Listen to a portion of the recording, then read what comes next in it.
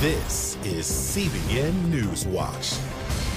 It is Tuesday, March 10th. Thank you so much for joining us. I'm Ephraim Graham. Ahead today, the stock market looking to bounce back after getting hammered Monday as President Donald Trump gets ready a financial package to fight against the economic impact of the coronavirus. We're going to take a look at what's ahead for the stocks and the economy. We'll also look at how Israel and France are taking steps to contain the coronavirus. We're going to show you what the Jewish state is doing and how France's actions are even affecting churches. Even as the Christian faith is dying off in Europe, there is new hope as the message of the gospel is arriving from outside the continent. We're going to take a look. And Pastor Sean Bowles telling Christians they not only need to pray about the coronavirus, they need to be practical in dealing with it as well. We've got all those stories and much more in this edition of CBN NewsWatch. I want to begin this half hour with the ongoing impact of the coronavirus as investors look for a comeback in the stock market today. After the stocks took their biggest hit Monday since 2008. Now President Donald Trump is getting ready an economic package, and there's some good news out of China as well. Here's CBN's George Thomas. The White House is set to ask Congress for a tax cut to help workers and businesses hurt by coronavirus as new cases continue to pop up across the country. We're going to be meeting with House Republicans, Mitch McConnell, everybody, and discussing a possible payroll tax cut or relief, substantial relief. Financial experts saying the relief could be a boost to public confidence. Yeah, it would make a difference. It's going to hurt. Now it's beginning to hurt the economy in a bigger way. That will make a huge difference. Stock markets in Asia recovered some of their losses today following their worst day since the 2008 financial crisis. Oil prices also bounced back from a record-setting fall. The Dow falling more than 2,000 points Monday, triggering a halt on trading for the first time in 2 decades after the market plunged 7%. The markets over time have, up until now, always recovered. It might not be next month or next quarter, but we need to keep, if it's for retirement purposes, we need to keep that long-term picture in mind. In the U.S., coronavirus cases now surpassing 700. In Washington, the president's chief of staff, Mark Meadows, self-quarantines after possibly coming into contact with a person infected with coronavirus. Several other Republican lawmakers who met with the president also quarantining themselves out of an abundance of caution.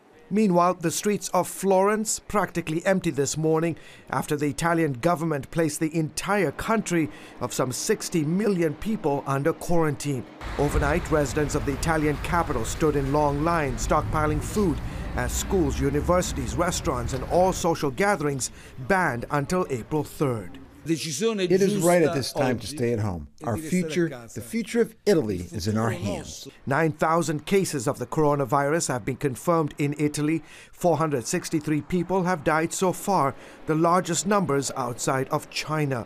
In Wuhan, China, the epicenter of the virus outbreak, some patients who had the most severe cases now recovering. Beijing saying its efforts to control the virus are working, as government officials reported the lowest number of new cases since January. Chinese President Xi Jinping visiting medical workers and patients in Wuhan for the first time today, a signal perhaps that the country has finally brought the outbreak under control. But if we can see a country have more than 80,000 cases, now start to see a decline, that is more than hope. That is evidence, of showing that this can be done. George Thomas, CBN News. And our CBN News financial editor, Drew Parkhill, is here now. So 2,000 points down yesterday. Was this all about the coronavirus? And possibly the better question is the worst over? A lot of it is about the fear of the coronavirus. We also had the oil situation yesterday, which we'll talk about in a moment. But there's no question we were expecting a correction anyway, okay? The market had gone up too far, too fast. Ephraim, Wall Street lives on optimism and pessimism, fear and greed, okay? So it was, it's like a runner going too fast. It has to slow down. So people could see this coming, that there was going to be a correction. Then the coronavirus stuff really started to blow up, and that really was a big a factor, no question about it. Ephraim, the head of the World Health Organization said last week, he said, yes, the coronavirus is real and it's deadly. He said, but fear and panic are worse. And that's some of what we're seeing. People are overdoing a lot of this. That's a pretty widespread opinion because the big concern is the fear of the unknown. So is the worst over? There's a pretty good chance, at least for now. We're going to see some sort of bounce back. Okay. The question is, will it go high enough to break the downtrend, or at least for us to go sideways for a while for the market to heal itself and recover? But for the short term, yeah, we've hit a bottom. So what about a recession? Is that a growing possibility now or no? You know, I've been expecting a recession for some time, but really, the indicators had not been showing that one was anywhere near. Now, the oil price thing could be bad for the energy sector in the United States because some oil companies just can't live with a really low price of oil.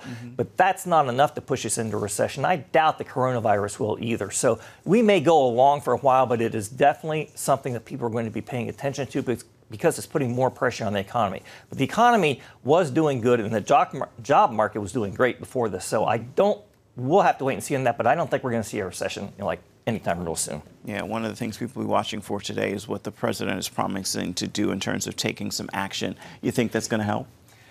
It'll help some. You know what's interesting? He came out and talked about it, and the Democrats immediately gave it a thumbs down. And they were saying things like, well, a lot of people who are hurt have already been laid off. You know, well, the unemployment rate is about the lowest in over 50 years, so we'll see about that. But at the same time, and the Democrats are talking about putting together their own package. I imagine there's going to be some kind of compromise that will help some people. How much it will help the overall economy remains to be seen, but they're going to come up with something, I suspect, in Washington.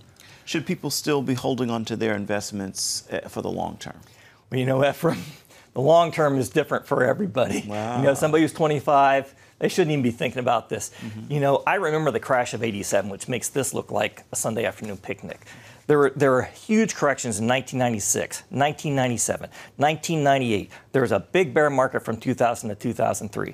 There was a big bear market 2007 to 2009. In fact, we just had the anniversary of this new bull market, yesterday. So we will recover from this. I do think we'll have a bear market, whether it starts now or starts later.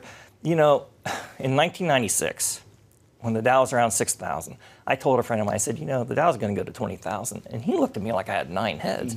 Now we're at 24,000. We were just at 29,000. I think the Dow's going to go to 100,000. Wow. It's going to take years, but it's going to get there. So for the long term, if you have the patience, depending on what your age and your individual situation is, yeah, hold on. Hold on. Hang in there. All right, Drew Parkhill, thank you so much. Much appreciated.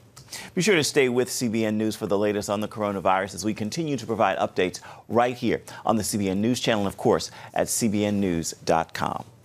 Want to turn now to the Democratic presidential race, with voters going to the polls in 6 states today. The big prize, though, is Michigan. Bernie Sanders needs a win there, but 4 polls show former Vice President Joe Biden with a double-digit lead as he's gotten endorsements from former campaign rivals Cory Booker and Kamala Harris. Michigan, I'm counting on you in a big way. The next president of the United States, Joe Biden. The coronavirus has also become a big issue on the campaign trail, with both candidates attacking President Trump's response, and Sanders saying the virus is another reason the country needs his Medicare for All proposal, as Biden opposes a plan. Think about the insanity of a system where today somebody wakes up and maybe they think they have the symptoms of coronavirus, yet they cannot afford to go to a doctor. His Medicare for All push would be a long and expensive slog if it can get done at all. Sanders disputes the idea that he could drop out if he does not win Michigan, but he also faces tough battles with Biden in upcoming key primaries. Those include Florida, Ohio, and Illinois. A United Nations special expert on freedom of religion says the UN's views need to take precedence over the beliefs of many of the world's top religions in areas of law and policy. Ahmad Shahid said that laws based in traditional morality, which often comes from religions, should be repealed if they don't agree with human rights scholars and UN experts. That is according to a report from the Center for Family and Human Rights. And Shahid said, quote, states have an obligation to guarantee to everyone, including women, girls, and LGBT plus people, an equal right to freedom of religion or belief. CFAM points out that means laws criminalizing abortion or various sexual behaviors would need to be overruled. Coming up, Israel taking some drastic steps to prevent the coronavirus from spreading there. We're going to tell you what the Israeli government is doing and also take you to France, where their curbs are hitting not only businesses and tourism, but also churches. We've got those stories and more coming up when we come back. Stay with us.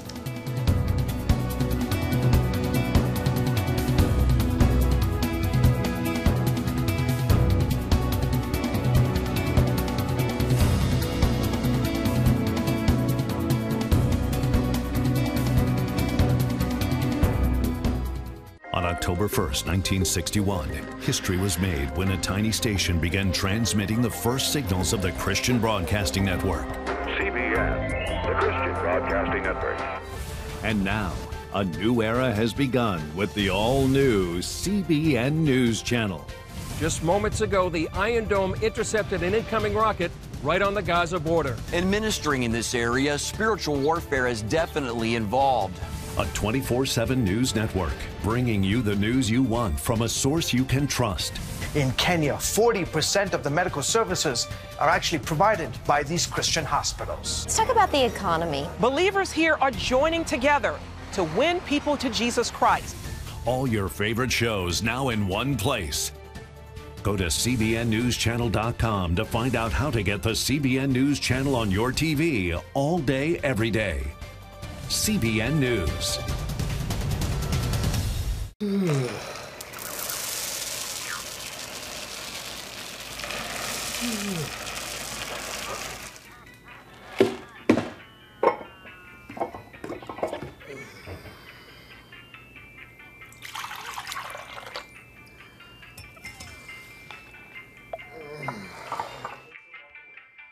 Life is better with a good night's sleep.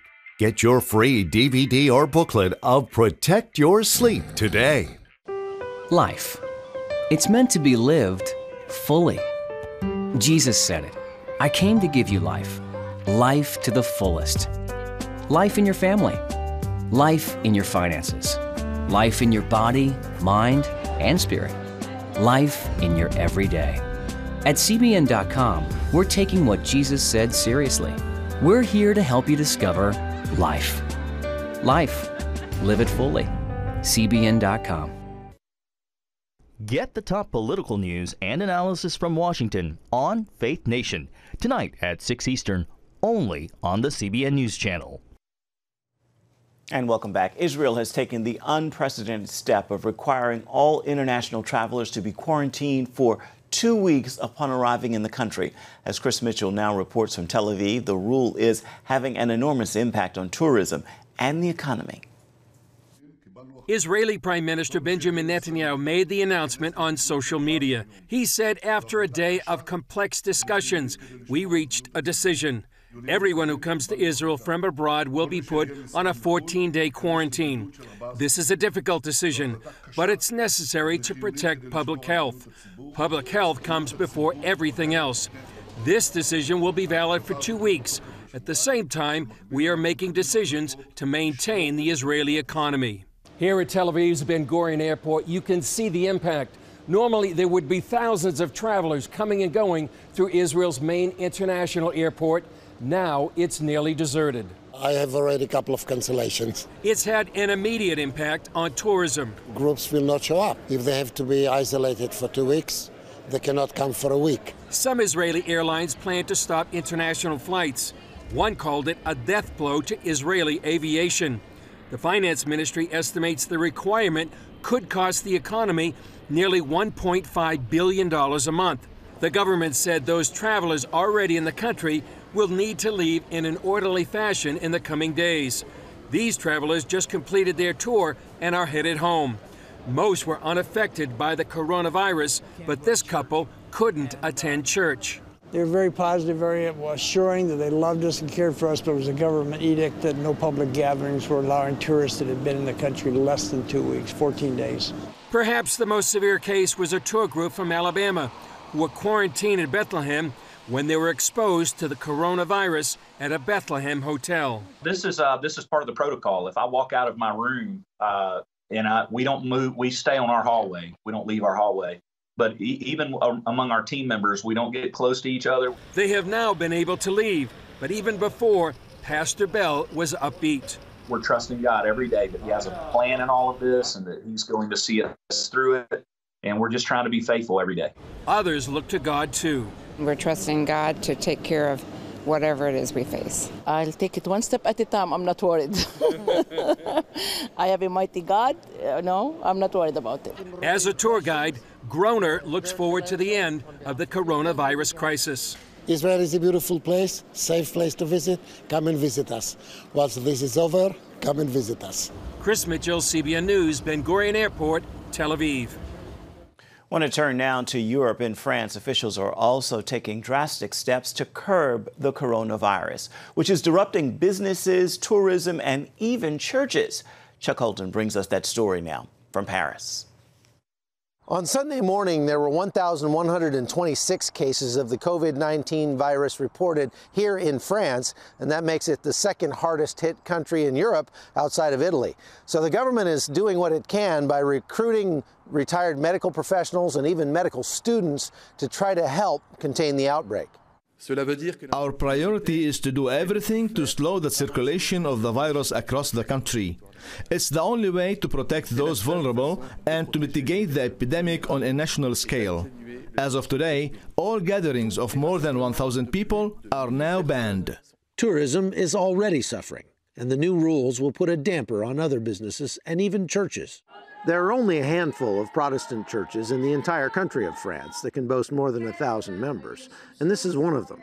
It doesn't look much like a church because non-Catholic congregations have been denied building permits for over 100 years in this country. So the congregation of the Paris Christian Center meets in a renovated parking garage. But that hasn't stopped them from growing to several thousand members. Many churches have decided to close their service. So we were wondering what to do, and we decided to stay open and preach the word and preach faith. But the coronavirus is changing some long-held traditions in the church. We told the people they should not shake hands or give kiss, at least for some time. And we told the people, that they can wave at people and greet the people with their hands and tell, "I love you" from the heart. Sunday's banning of gatherings over 1,000 people means the Paris Christian Center will likely be forced to stay closed next week. But that won't stop them from worshiping. If the government asks us to close down our service, we are ready, to stream from our website and from YouTube. And God bless their decision to keep the doors open this Sunday. And today, 15 people got saved. So we are so excited about it. Chuck Holton, CBN News, Paris, France. Speaking of churches in France, yesterday we told you about the decline of church in Europe and how people there have left the faith. But today, a look at the other side of that story as Christians from other continents, from Africa and Asia, are now traveling to Europe to evangelize there. We're going to have the full story when we come back right after this.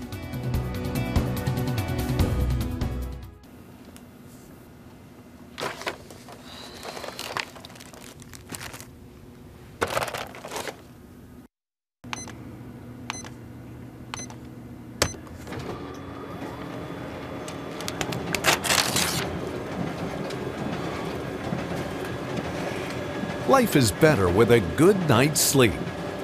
Get your free DVD or booklet of Protect Your Sleep today. I'm Ephraim Graham, and this is Studio 5. Cruise with me as I discover the good things happening in the world of music, sports, television, and movies. The fact that Ryan Coogler was going to be directing the film, I knew that something special was going to happen. We'll chat with artists at the forefront of entertainment and explore the connection between popular culture and faith. I asked my pastor, I said, well, does that mean I'm supposed to be a preacher? He says, well, no, you already have a pulpit. Watch Studio 5 Wednesday night at 9:30. Remember for a moment what it was like to be a child. You believed every story you were told. You saw a world full of endless possibilities. What stories will the world's orphaned and at-risk children believe? We believe the Bible tells the only story truly worth believing. We believe that every child should have the opportunity to dream. The chance to take challenges and turn them into possibilities. The chance to stand on the promises of God, to recognize their place in the greatest story ever told. They have their whole lives ahead of them. Theirs is a world of endless possibilities. They are looking for a story to believe. We will tell them that story. Will you join us?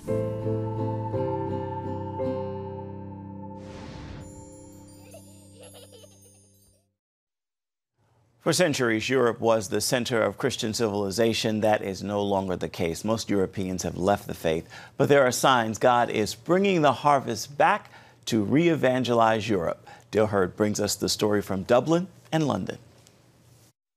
This is not the dark continent any longer.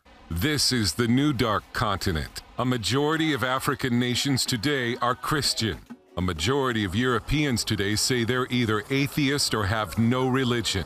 But God is using believers from the mission fields of Africa, Asia, and Eastern Europe, just as early missionaries had prayed for. In the early 1800s, when European missionaries were going to Africa, Asia, they spoke of a hopeful day in the future. Dr. Harvey Kwiani, professor of African Christianity and theology at Liverpool Hope University in England, grew up in a Malawi village first evangelized by British missionary David Livingstone. He says what early missionaries had prayed for is something called the blessed reflex. That there's going to be a reflex in the future when Christians from Africa, from Asia, would come back to strengthen British or European Christianity. And today, dynamic Bible-believing immigrant churches can be found in virtually every European capital. After years of decline, church attendance in London is finally growing again.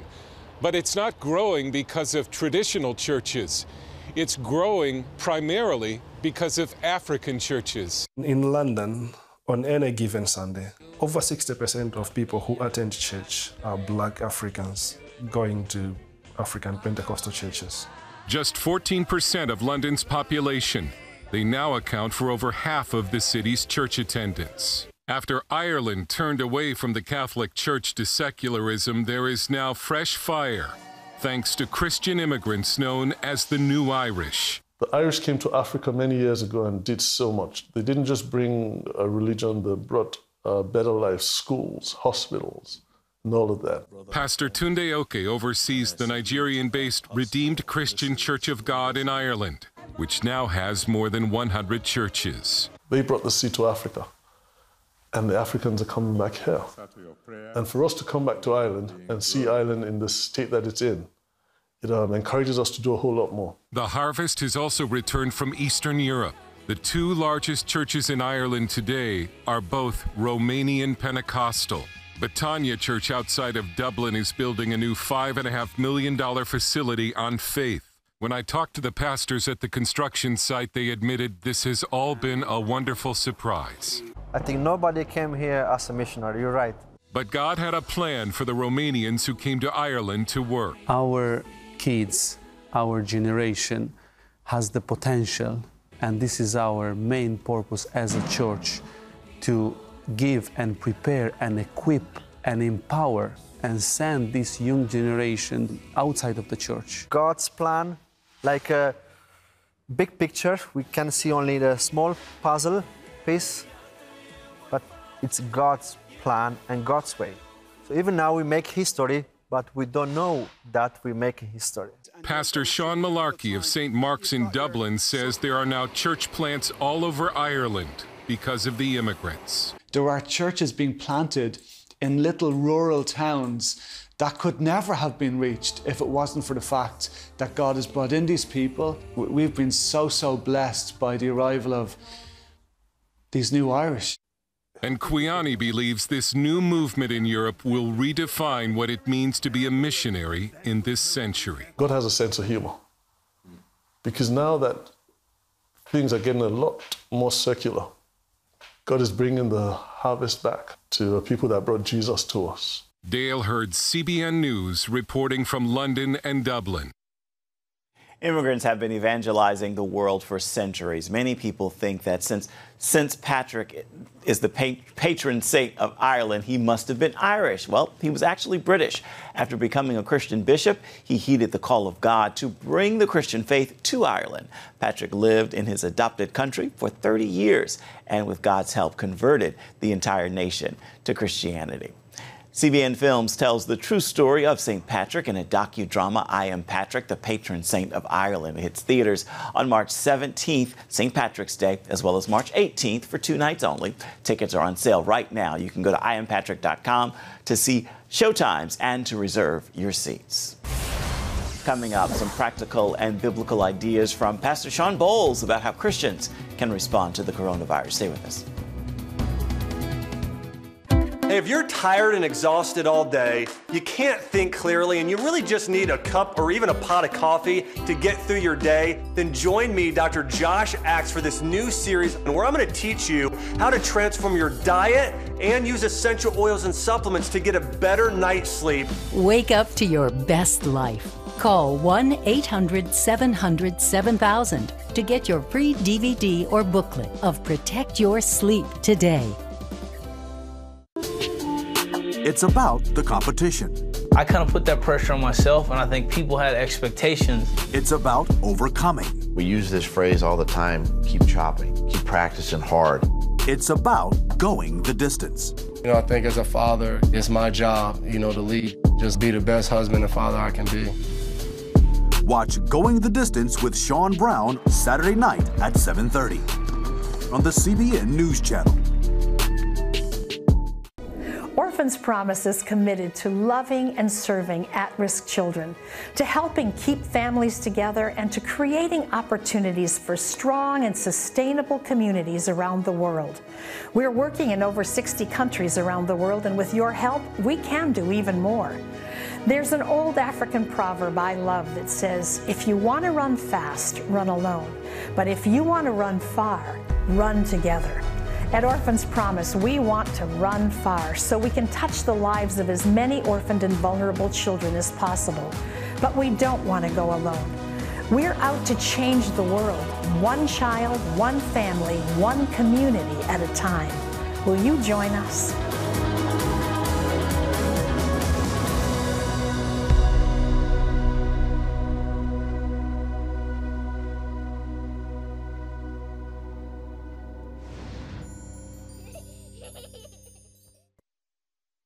As the number of coronavirus cases in the United States continues to rise, how should Christians be responding? Pastor Sean Bowles told CBN News The Prayer Link that Christians not only need to pray, but be practical.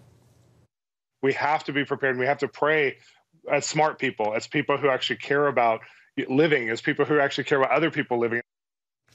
Now, to see the full interview with Sean Bowles and more, you can watch The Prayer Link, and you can catch it tonight on the CBN News Channel. It begins at 6:30 Eastern Standard Time.